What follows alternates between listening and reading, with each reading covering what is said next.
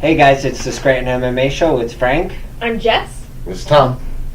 And we are going to show you our shoes. We're going to start getting into shoes. So, today, I have on my Air Force Ones, fly knit, low top. I really like these shoes because they're super light. So, I don't know why these guys are laughing at me, but I wanted to talk about shoes. So, usually, Air Force Ones have like a leather upper, but these are like Nike's fly knit, so they're super light. Right? Isn't that cool? Mm-hmm. And Air Force One has like a nice, like,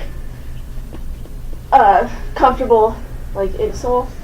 So, like, usually they're leather and you have to worry about, like, creasing your toe right here. I hate when that happens. Right? Yeah. I do too. You have to walk funny. So, with these, I don't really have to worry about, like, creasing my shoe because they're fly knit and they just flex with you. And they're actually super comfortable to work out in, and they come in different colors, and I really like them. Okay, Frank's up. Wow. I have my Jordans on. I got these in New York when we were at the NY Open, I believe, with EJ when he broke his finger. He was with me, so. Sorry about your broken finger when you went shoe shopping. Yeah, that's what happened. We like walked around the city for like a few hours, and he was like, his finger was all swollen up. Sensei, my finger hurts. So sorry. His finger's still like a Franken finger. It's all. I wonder why. Maybe if we got some medical attention. But the shoes are sweet, so yeah. You at least got that going on for you. Yep. All right. So I have Ultra Escalantes. I don't know at all if that's how you pronounce it, but as far as sneakers go, these are my favorite. They're zero drop shoes, which means your heel and toe are the same height, so you don't walk on the ball of your foot or anything like that. I'm super flat-footed, so I hate having like my foot angled up. These also have like a real wide like toe box, so I have judo feet. Like, so my front knuckle, my big knuckle on my toe is gigantic from like constantly rolling and dislocating and breaking bones in my feet. So having it real wide definitely helps. And they also are super light. So I like kind of like that minimalist design, but these actually have a good amount of padding. So as far as shoes go, I like them. I think they're also my only pair of sneakers. So I'll just keep talking about features about these probably every week. So you'll really get to know. Maybe I can get sponsored by Ultra or something. Yeah. Well, if you guys like the shoe thing, let us know and we'll keep doing it. But if I like not, the shoe thing. Yeah, I like the shoe thing. I like talking about shoes. I like shoes. So we're going to get into kind of stuff that we did this week and then maybe get into some questions that we've had from some people. So first we're going to talk about our intro to striking and JiuJitsu class that we had on Saturday. We had, how many people did we have? Way more than I expected, which was awesome. It was cool. There were, total on the mat, I think there were 28 people. Oh. If, it gets tough counting that high, but I'm pretty sure there were 28 people with instructors. And then, a bunch of our members came out to help. So all in all, I think there were 28 people on the mat. So that's probably, like 20 new people. That's what I think. Yeah, about 20 new people.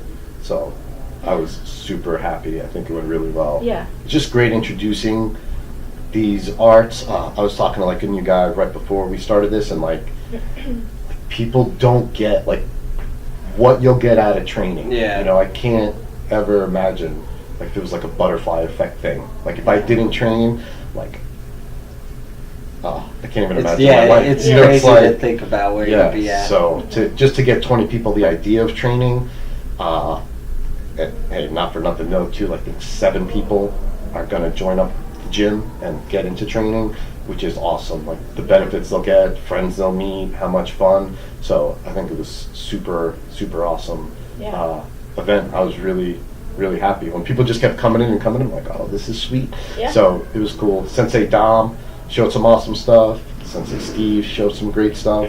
So I thought it went really, really well. Mm-hmm. I always enjoy doing those different events and stuff like that. Yeah. It always gives you like a fun time, especially the new events, because you get to deal with basically everybody that's brand new and doesn't know anything. So it's very it's fun and interesting, and it's great to look through their perspective on those sort of things, because you have to when it's all first dayers like that. Yeah. We're so used to teaching people who train that you forget, like, the day one, like, deer in the headlight look. Yeah. You know, so it was really, really cool.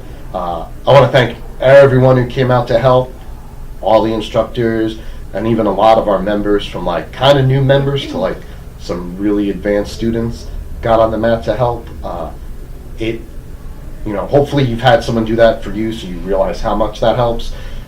Which is why I'm guessing most of you were on the mat, but it really, really does help when you're trying something new to have like someone help guide you through it, even besides the instructor. So we had a lot of instructors, which was great, but then to have just an advanced person taking the class with you, I think is great. Because I had none of that coming up. It was all sink or swim, like you just thrown in.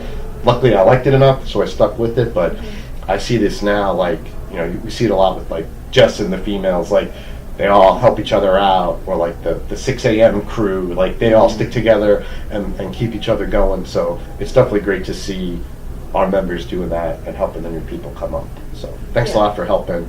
Very, very appreciated. Yes, thank you. So we're going to move on to some judo. So the judo crew went to Philly. I don't know what school they went to. Mainline Judo, Sensei Tom Blair. Good dude. What he does is he just puts together like open mats and invites everybody. I can't stress enough how much of an advocate I am for traveling. We're very spoiled that we've built Scranton MMA up over the years, where there's a lot of good bodies, a lot of good styles. Like, you get on the mat, you roll with Frankie one round and you're getting beat up one way, then you're rolling with like Jose getting beat up another way, and then like Moon, like just every different type of body we have. But one thing you'll never get is the, like, everyone's so familiar with each other, so when you travel somewhere else, it's like you don't know what they're gonna do, they don't know what you're gonna do. So it's really cool to do it in like a semi-friendly environment. Like, you're gonna go hard, but it's all cool, it's all good. So whether it's judo, jiu-jitsu, whatever, definitely pack your bag, hit the road. Some definitely like little highlights, just real quick, was we sent a bunch of our like younger, kind of lower ranked people, and you could see like their eyes light up. They're like, wow, this stuff works. It's like, in judo, they're going a lot of rounds in with like Vito, myself, other high-ranked people to push them up. But it's tough. That's how you get good, but it's also a little tough when you get to go with other white belts, green belts, yellow belts. You're like, oh, it's like you get to eat. So it was cool. Like Mitch, when I saw Mitch the next day, he was like this big smile. But like that's what you need. It was also cool. I didn't get all the details, but Vito got to train a bunch with the number 1 ranked player who came up and did a seminar here, like Ala Eladrizi. So best in America by far, and like on the world stage. So it's just like, hey, Vito, what's up? And you get to train, so that's pretty cool. And that's going to happen once you start traveling. So, the more you can travel, just talk to your coaches, set up some road trips. It's so beneficial, and it's super fun. You get to like meet new people, see different styles, see other gyms. I think that's one of the coolest things with our martial arts, is you get to see how big it is around the country. So when you travel, you get to like really network and see that there is a community in martial arts outside of just our gym. Yeah, that's a good point. Like, you go to like New York, now you're just connected with all these other people, kind of a different life, but like the training brings everyone together. I like it. I definitely like it. So yeah, we have actually another road trip coming up this Friday. So if you missed last one, go. So a lot of road trips were just like, we schedule them. We have so many events in judo because it's like our competition season, and it's just a big thing for us. And we just kind of like suggest them, try to make them. But if there's any event, I'd be like, hey, go for us. It's kind of this one.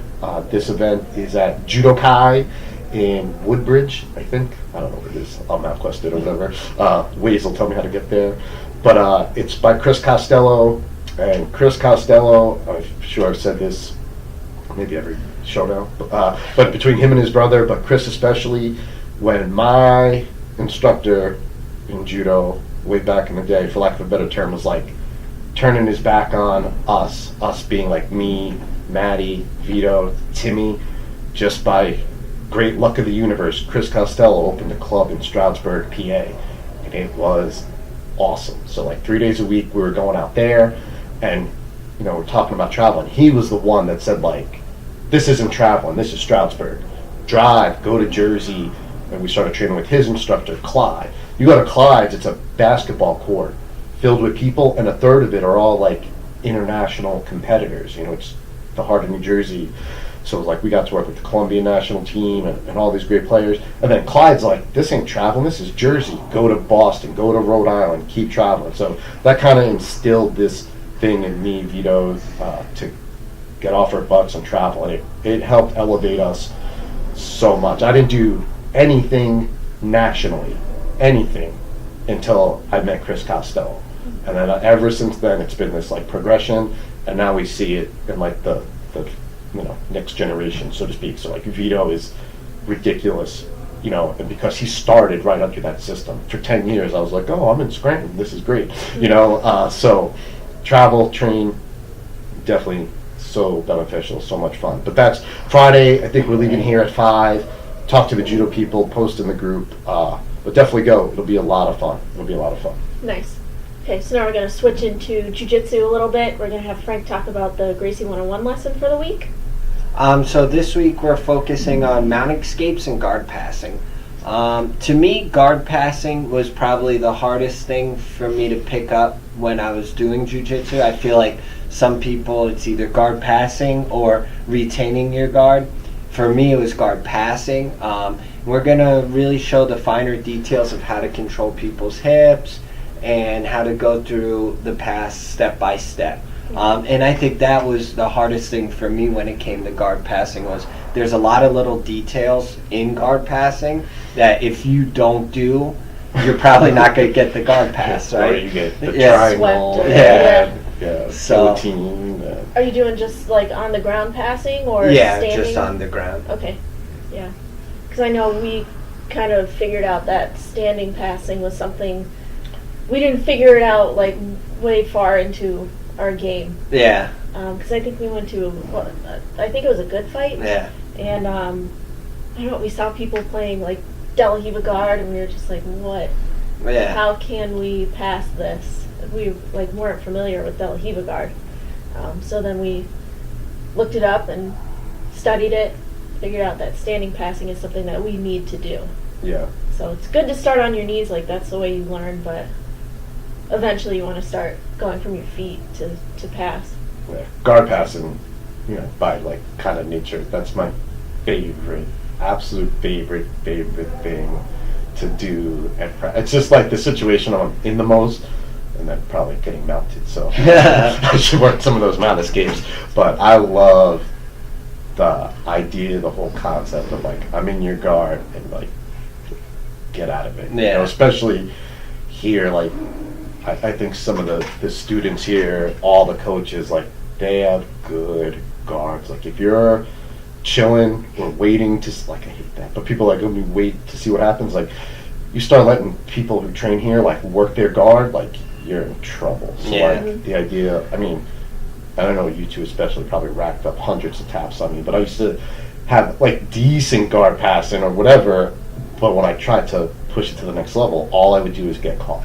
Yeah. I'm like pushing, there goes my arm. I'm driving, leaning forward, there goes my neck. So like the fundamentals helped a ton for me to not get my butt kicked while I'm trying to be offensive. So yeah, I love guard passing. Yeah. Got to keep it going.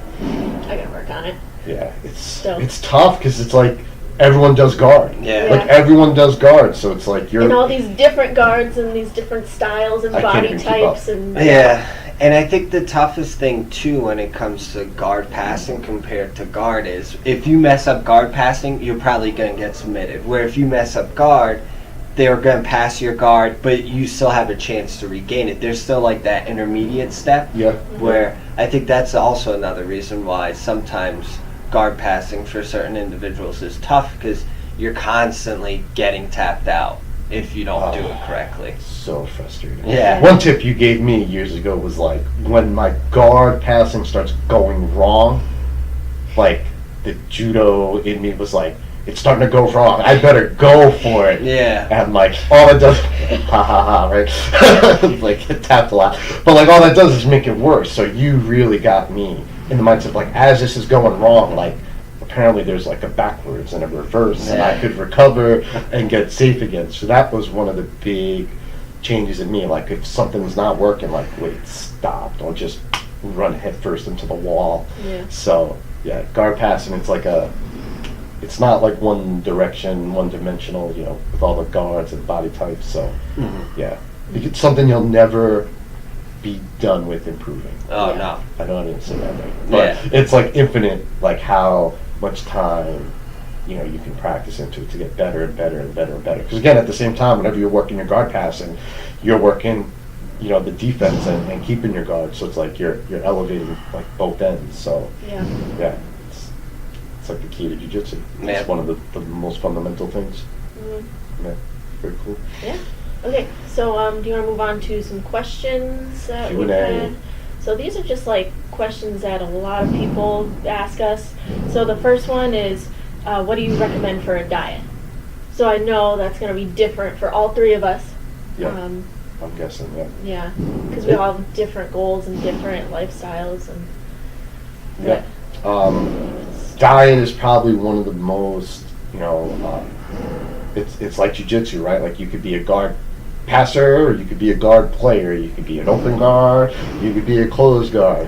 But you know what I love about jiu-jitsu is like it's good if it works. Yes. Like if you want to play deep half, it works. That's good jiu-jitsu. If you're getting your face smashed and tapped out, like it, you know, you might need to switch it up. So with diet, you know, like what you said, like what are your goals? You know, do you want to perform better? Do you want to lose weight? Do you want to gain weight? So I think that's the first thing is whenever you're talking about food, diet, nutrition, just know what your goal is, and then you can like back plan. So actually for me, like recently, I don't know what like said it, but I just didn't have a diet, didn't have a plan, eating too much crap, especially being like sugary snacks. And I'm by no means like even at 90% strict, but I'm definitely got control a little bit better, and I'm eating better. For me, drastically reducing sugar helped a ton, because I don't get into these like up and downs, like I'm starving, now I'm not, you know, like so me eat a ton of crap, now I'm starving again. So reducing sugar and snacks, a lot of that was just like discipline. You know, yeah, I want a Kit Kat bar. Kit Kat bars are definitely one of my favorite, but just forcing myself to not eat it. One thing that did help, I replaced Kit Kat bars with like good protein bars. They're called like 0 bars or 1 bars. Oh, Mooney's being funny. They're just what I need. They're called 1 bars. Actually, Vito told me about them, and they taste really good. So that helps. Bar. Look them up. 1 bars. You can get them on Amazon. They're like $2 a bar. Okay. Super worth it. 20 grams of protein and like 1 like net carb. You can look into that, but it's like fiber, filler, doesn't make your sugar go up and down and spike. So for me, cutting back sugar, reducing carbs a bit, and just being a little more disciplined. If you don't have like your master's in nutrition, most people still have a good idea of what's good or what's better, like French fries versus vegetables. You know, you don't have to be a genius, but you need discipline. So that's been a big thing for me, is kind of just being disciplined, eating better, and then like it kind of snowballs just as out. So like once I started that, it was a lot easier. I just am eating a little bit better. That made me a little bit better. That made Jess is back. That made me eat a little bit better. So like, you know, once I start to not have the cravings, that helps. Start seeing a little bit of results. The scale's moving the other way. Gets a little bit easier. So, you know, in the past I used to make like these big drastic changes as like older dude, dad, married, running a business. It was harder to make like, all right, that's it. I'm going on Atkins. I'm not eating bread or carbs or anything. So like little slow adjustments have been very nice. Been happy with that over the last like 2 months or so. Yeah, I think that's the best way to go. I'm so like up and down. I'll have a week where I'm like, yeah, I'm super healthy, not eating any snacks, because I love snacks, like salty snacks, sweet snacks. And then I have like another week where I'm like, I can just like work out as much as I want and eat whatever I want. As long as I'm like working out and drinking a ton of water, I'll be okay. But then I realize that the food I'm putting in my body is not fueling me the right way, and then I have these like energy spikes and then like super lows, and then like that's what I was going through. It's tough. And then like training is just so bad because I get out of work and I'm just like groggy, and then I like get on the mat and I'm like, I really don't want to do this, and then I have to like push through my training instead of feeling like energized and ready to go for my training. So I think like taking out the unhealthy snacks like the chips and the cookies and candies and stuff, and then replacing it with like fruits and veggies as snacks, I think is the best way for me. Okay. And then eating like whole foods along with that, like meats and vegetables, and I don't even care that much about like whole grains as long as like I feel good. Yeah, like, a lot of people, this whole low carb thing's great for a lot of people. Yeah. But some people have almost zero issues digesting carbs. Yeah. So like try it. If you go on low carb and you feel great and you're not miserable or meal planning's not driving you crazy, cool, it'll work. But at the same try time, it for like a week or two. Don't try it for a day and be like, this isn't working, and then you throw it all away. Like I see so many people like just give up after like one day of trying something. And you kind of have to like, not enough. Especially low carb, the gains start hard. Snowballing after a few weeks, especially Yeah. when your body's like, all right, no more sugar, better start burning off all this fat we have. Yeah. One thing you said, I didn't mention it, but it helped me a ton. Like again, there's so many good ways to eat, but a lot of us still take in bad stuff. Yeah. No matter what you're doing, if you remove bad stuff, it's gonna help. Yeah. Again, so like for me, it's like sweets and chocolate and stuff like that. Maybe for you, it's like the salty stuff. If we remove those snacks, those bad choices, whatever thing you're doing, you're gonna get a lot better results from. So I think that's huge, definitely. Yeah. Yeah. I like it. And consistency. When you're same thing with jiu-jitsu. Like don't go to a class for a week and be like, I'm not any better. I didn't tap Frank out. Put some time in, stay consistent, and then I think you'll get the results you want. Yeah. Yeah. What's your diet like? So, here we go. My diet might not be for everybody because I train a lot, but I try to eat as much as possible. So, when you say train a lot, because some people might not, everyone's different of a lot. Yeah. Might be. Almost every day I'm on the mats at least twice Yeah. a day, 2 different times. And sometimes it could be just for an hour, or other times it could be for 3-4 hours between teaching and training itself. Yep. So for me, it's about eating a lot of calories because I burn a lot of calories. That's true. One thing I try to do though is I like cooking, and cooking for me makes sure that I know what I'm putting into my body compared to eating out or ordering something where I might not necessarily know how much sodium's in it. I know if I have too much salt, I feel very dehydrated, so I like to always just keep in mind what I'm putting into my body and making sure I'm like, all right, I have enough carbs, I have enough proteins, and I'm good. Yeah. Very It's cool. nice having someone who likes to cook in the house, because I don't really like it that much. Do we have time for another one? Or Yeah. Okay, so our next question is, how can I overcome a training plateau? I think we've all had this. Yeah. I go through this like every couple of months, where you just kind of get into that like, why am I not getting better? Why do I suck at this? Like every couple of months I'm like, man, like I suck at jiu-jitsu. Got your moments. Yeah, but then I have weeks where I'm just like a superstar. Yeah. And I think for me, sometimes it takes like maybe taking a few days off. Mhm. So if I know I'm having like a really bad week where like everyone's catching me and I'm just like my timing is off and I'm slow, like sometimes I'll take that 3-day weekend, like Friday, Saturday, Sunday, and then I come back Monday and I'm refreshed and Yeah. I don't know, things are like clicking usually for me. Yeah. Yep. I usually have 2 things I like to do if I feel like I'm plateauing. One of them being cross training, right? That's- So One thing that I felt recently that's helped me, because I was working out with the MMA guys, so I was like the guy that was like throwing punches at them while they were trying to clinch up. Just doing that, I don't know what, it felt like it made my jiu-jitsu game explode, you know? You got one of those type of brain-body connections. Yeah, you do punch and now you're trying to get better. Yeah, I don't know what it's about, but for me that really helped me, especially recently. Another is just working on stuff that you normally don't work on. Yeah. Because then it makes you think like, all right, how does this work? Why does it work? And then you could apply it to your game that you normally use. So like if you're, let's say, not big into open guard, but you start playing open guard, you start getting the ideas of different levers and different mechanics of how to move your hips.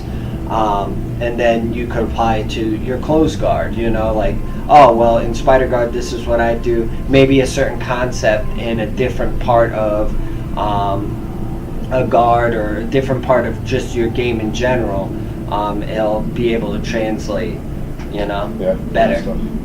Yeah. So, all those, you know, work for me as well. Just to add something different. If I can, I like to add different partners to the mix. So, like, you know, as a judo guy, I'll try to work with jiu-jitsu guys more. Or, you know, a lot of times, like, lightweights or training with lightweights, and, like, just mix that up.